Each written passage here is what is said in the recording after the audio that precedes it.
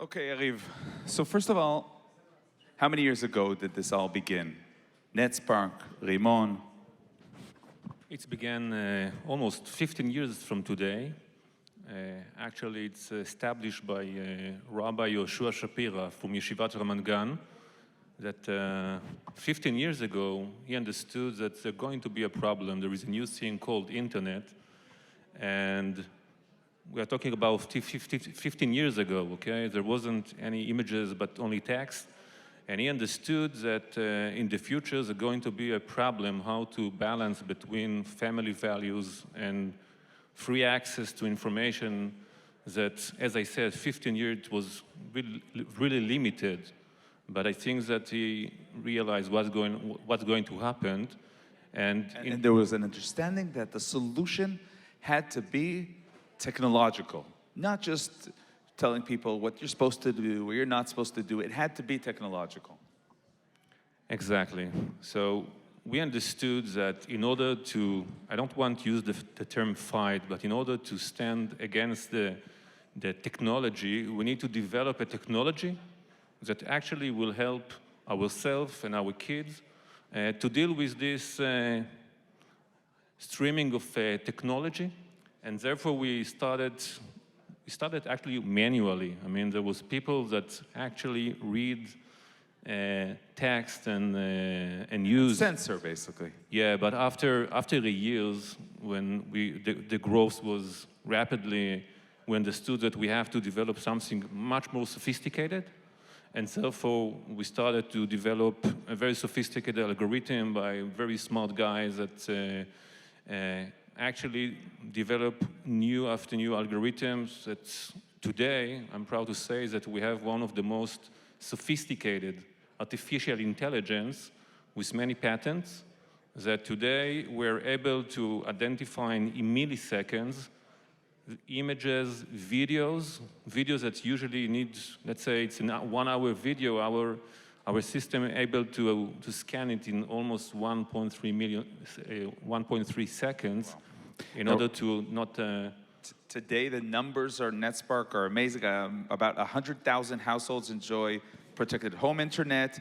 150,000 approximately use Netspark applications on smartphones. And also around the world. And over 4,000 schools in Israel use Netspark's filtering software. So, you know, nowadays everything's about free speech. Everything is supposed to be free. People are understanding that we need the limits. We need the limitations.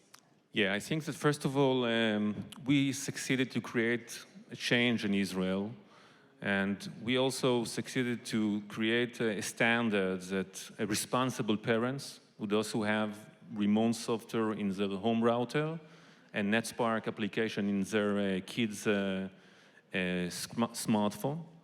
I think that we also succeeded to create a standard that internet with a filter, it's actually like a vaccine that protects ourselves against COVID. Internet with a filter, from our point of view, it's protecting our children's soul and minds, and that's the reason why we're bringing our solution to America. Now, we'll talk about bringing the solution in America, but for those, just so people understand, it's maybe unpleasant to talk about it, how do you define the threats that are out there? Let me share with you a personal story. Recently, I attended a wedding. So just before the chuppah, I got a very surprising hug. Now, a stranger approaches me and gave me a really strong hug.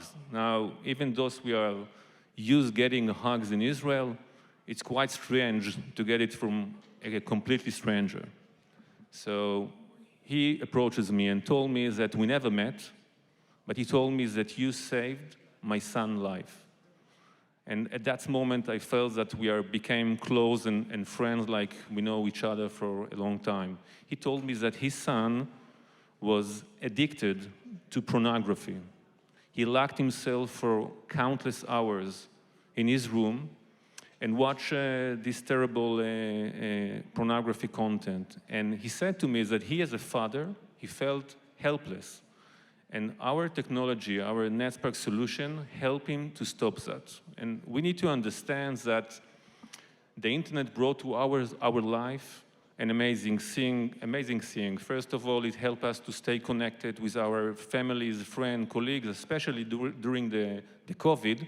And also it brought us access to information and knowledge. But on the other hand, it also gave our kids enormous time spending online with their screens. You and more than that. you probably hear parents say, no, it can't happen to Abayas. Our kids are learning good schools.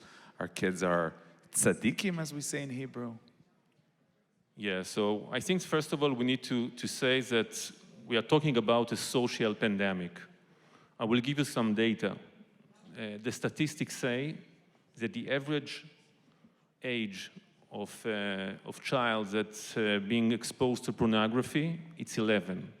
Now, if the average is 11, it means that some kids will get exposed to this kind of content. They will be only 7 or 8 years old, and we're getting this feedback from teachers.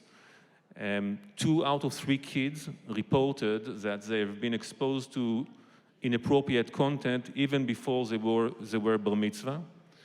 And I think the last numbers I can share with you is that kids 12 to 16 years old define themselves addicted to their smartphone. Now back to your question, the main challenge is every time that we conduct a survey, 80% of the parents are sure that their kids are not part of these statistics. We need to wake up. Okay. 2 important things that I want to talk about today is the fact, first of all, that you're working with an American company, American-based company, and you feel that there is demand for your product here in America. Yeah, for sure. The truth that 3 years ago, when we came to establish our subsidiary company here in the States, we wasn't sure if there is a demand. We first of all thought that it's mostly a Jewish issue. We are more care about our children. And then we find out there are so many supporters for that issue. We have now partners who came from the evangelical community, from other community, not only religious communities. And now they are part now of this important mission.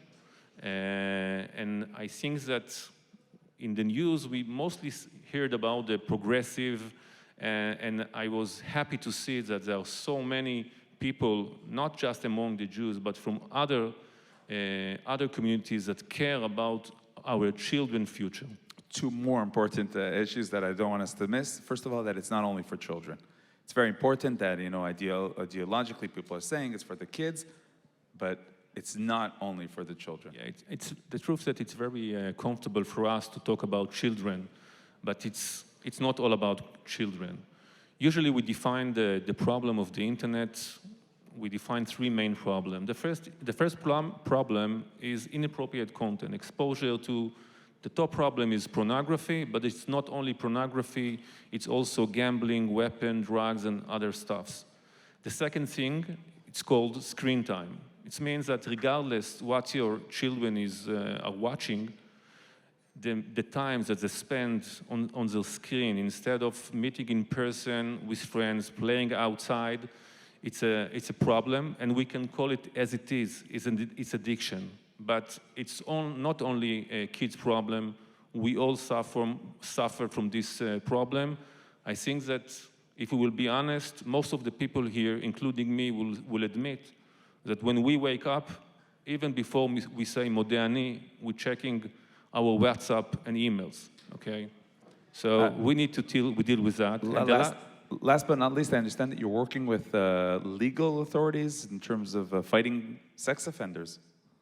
Yeah, it's a new line of business we just got in. Actually, the main purpose, besides being here with you and Besheva, and we learned that our technology have a very unique ability, and we learned there is a real pain in the law enforcement units that deal with predators, that deal with pedophile. And now we help, with our technology, we help law enforcement to accelerate all the process that today investigators need to spend countless hours exposing to this kind of terrible content, and also to spend too much time instead of catching the right person.